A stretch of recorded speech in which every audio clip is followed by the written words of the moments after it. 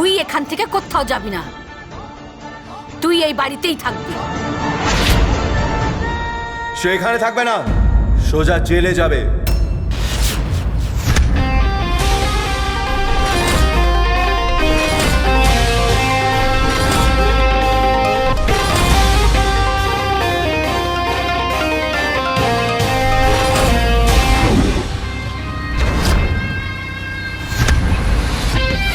আমি তোমাকে এই কথাটা আগেও বলেছি ঠাকুমা, সিয়া এখানে থাকতে পারবে না।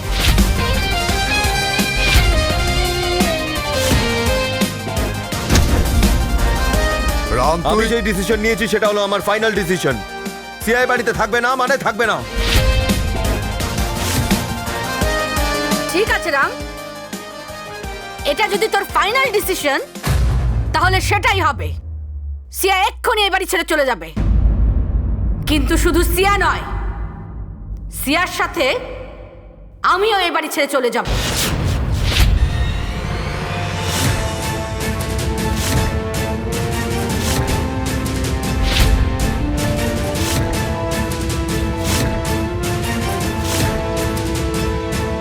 আর ভালো করে ভেবে দেখ রাম, তোর কাকে চাই, এই মেয়েটা না তোর ঠাকুমা?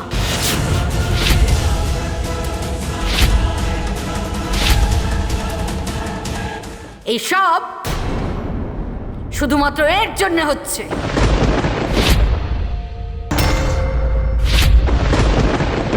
চিকির জন্য নয় ঠাকুমা, সিয়ার জন্য। সিয়াই শ্যামের সাথে মিশে এই নাটকগুলো করেছিল।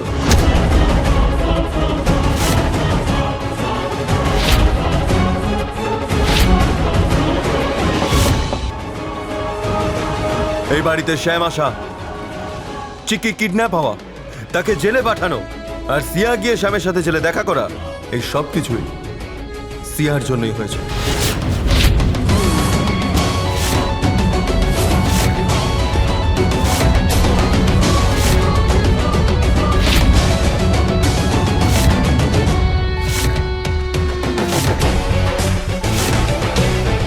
যাতে সিয়ার আসল রূপটা সবার সামনে ধরা না পড়ে যায়, সেই জন্যই সে প্ল্যান করে চিকিকে জেলে পাঠিয়েছিল।